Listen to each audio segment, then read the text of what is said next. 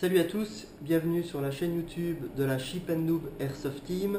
Aujourd'hui c'est Vaz pour vous présenter ma réplique d'AK. Alors comme vous pouvez le voir, il s'agit d'une AK AIMS, également appelée AK Romanian ou Romania. Et c'est une AK de la marque Sima.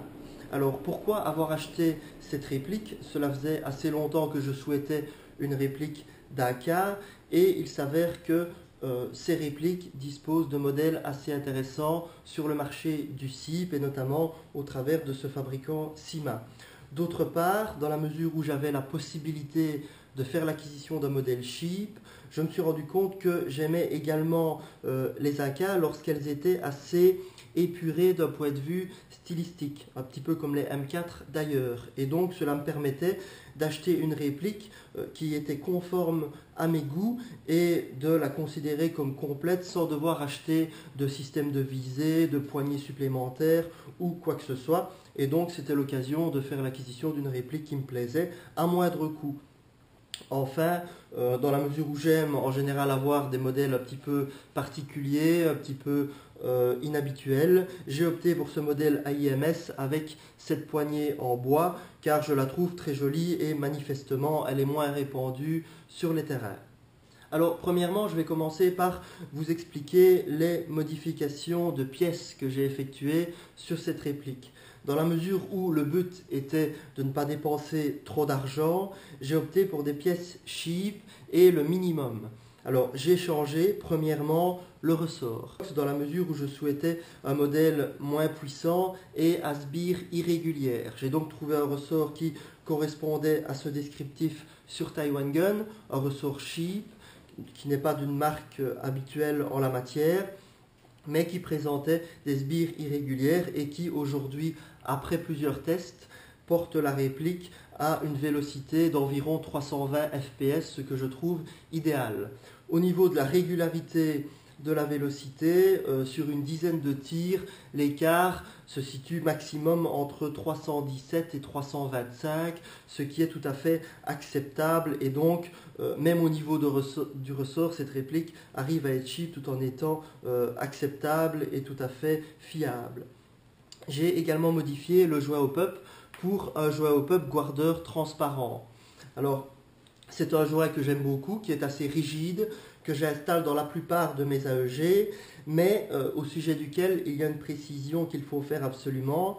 Il n'est pas toujours opportun d'associer ce joint au pup guardeur transparent au bucking qui est fourni avec.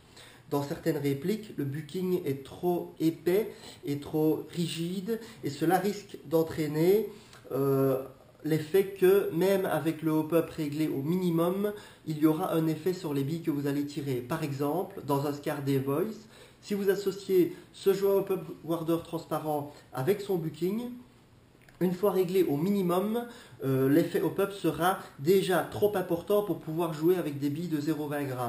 Au niveau des 0,25 g, le réglage sera presque adéquat et pour la suite, évidemment, pour les grammages plus élevés, il n'y aura pas de difficulté. Mais c'est une problématique à tenir à l'œil. Ici, en l'occurrence, j'ai installé à la fois le joint au pup et le bucking et je n'ai aucune difficulté. Je dois lever légèrement, augmenter légèrement le hop-up pour les 0,20 g, un peu plus pour les 0,25. Ça marche aussi pour les 0,30 et même encore plus haut.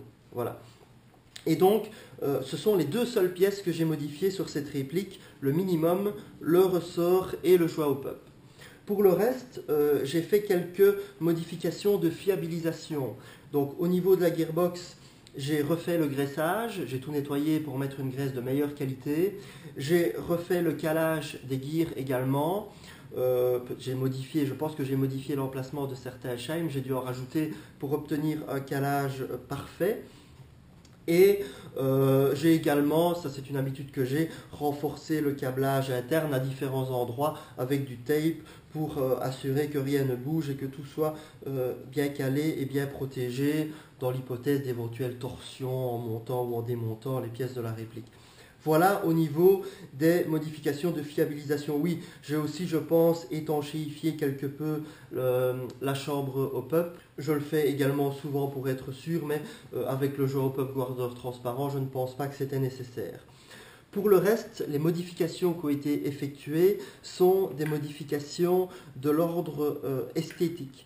Alors, premièrement, au niveau de la poignée ici, elle a été poncée afin de lui donner un look un petit peu plus mat et ensuite abîmée quelque peu au tournevis. Au niveau des pièces en acier de la réplique, donc les pièces en acier se situent ici, la crosse, ici, le corps, le sélecteur de tir, le top cover, également cette pièce ici, ainsi que le cache-flamme. Toutes ces pièces sont en acier. Le pontet et le mécanisme de libération du chargeur sont également en acier. Ces pièces ont été quasiment entièrement poncées et par la suite brûlées au chalumeau pour leur donner cette teinte particulière où on voit un petit peu de mauve, d'orange. Voilà, il y a différentes teintes. On retrouve ça un petit peu partout sur la réplique et ceci est le résultat obtenu par le fait de porter ces pièces à une température assez élevée avec un chalumeau. Alors, ce n'est pas un look qui correspond au rendu réel particulièrement. Il y a très peu d'AK qui vieillissent de la sorte. En général, elles ne vieillissent pas suite à de fortes températures, mais plutôt à des éraflures sur le terrain. Mais cela donne un look que j'apprécie particulièrement et qui donne tout de même, à mon sens, une certaine touche de réalisme. Et c'est donc dans cette perspective que j'ai souhaité procéder de la sorte pour faire de cette réplique quelque chose d'au moins visuellement unique. Les pièces en aluminium maintenant. Il y a la trappe d'éjection, cette pièce-ci, le canon externe, la mire avant, et je pense que c'est tout. Également le rail ici. Ces pièces ont été simplement poncées, pas totalement, pour leur donner également un aspect usé qui, je trouve, est en harmonie avec le reste de l'apparence de la réplique. Voilà, en résumé, les modifications effectuées au niveau des pièces métalliques pour donner à cette réplique un look usé qui en fait, à mon sens, une réplique unique, au moins à ce niveau-là. Au niveau du bois maintenant, le bois a subi un traitement particulier également. Dans un premier temps, j'ai poncé entièrement l'ancien vernis puisque c'était déjà un garde-main en bois. Le modèle Sima est déjà vendu avec un garde-main en bois. J'ai poncé l'ancien vernis qui n'était pas très joli. J'ai abîmé les bois avec un tournevis, un couteau pour leur donner un aspect usagé. Par la suite, j'ai repassé 4 ou 5 couches d'un vernis clair sur ce bois pour lui donner un aspect un petit peu plus réaliste, un petit peu plus joli. Une fois le tout bien sec, j'ai totalement recouvert les bois d'indélébile noir pour ensuite frotter le bois avec de l'alcool de manière à laisser par endroits cet aspect sombre et à tout le moins dans toutes les éraflures et à tous les endroits où le bois était abîmé, le noir est resté, ce qui donne cet aspect que je trouve particulièrement réaliste et qui en tout cas moi me plaît beaucoup. Voilà pour ce qui est du bois. Au niveau des performances de cette réplique, elle fonctionne véritablement sans le moindre problème. Je l'ai testé à plusieurs reprises. C'est une réplique qui a une portée comparable a priori, sans rentrer dans le détail, à mes EBBR Marui, même si effectivement en regardant de plus près on se rend compte que la précision est moindre, mais cela est dû inévitablement au canon interne qui est celui d'origine et qui n'a pas été changé. Mais pour le reste, c'est une réplique vraiment parfaite pour moi en tout cas. D'ailleurs, je ne joue qu'en semi et peut-être que pour les personnes qui jouent en full automatique régulièrement, elles trouveraient peut-être que le full automatique ne présente pas une cadence extrêmement élevée. Cela est dû au moteur, mais moi, ça ne me pose pas la moindre difficulté. La réactivité est bonne et dans la mesure où je joue en semi, je n'ai pas à me plaindre à ce niveau-là. Au niveau des magasins, j'utilise différents types de magasins, des noirs en plastique, des magasins en acier, auxquels je fais également subir un vieillissement. J'utilise également ce type de magasin que j'apprécie particulièrement, imitation bakélite. Alors ici aussi, à l'origine, il était orange assez flash. J'ai donc poncé le magasin pour lui donner un aspect un peu plus usé. J'ai recouvert également le magasin d'indélébile noir pour frotter à l'alcool ensuite et obtenir ce rendu particulier. J'ai également poncé légèrement la pièce métallique qui se trouve au cul pour donner cet aspect.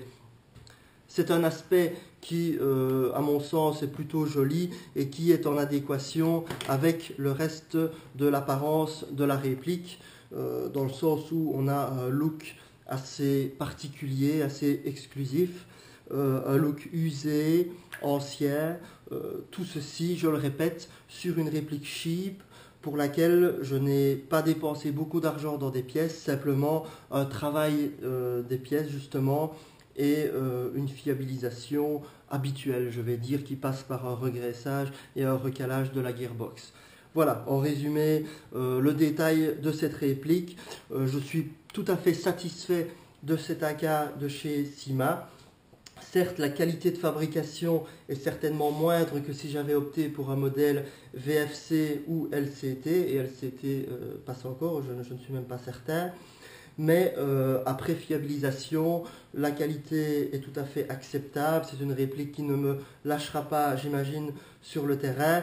Et au niveau esthétique, là, je suis pleinement satisfait puisque aucun modèle d'origine ne présente cette apparence assez exclusive.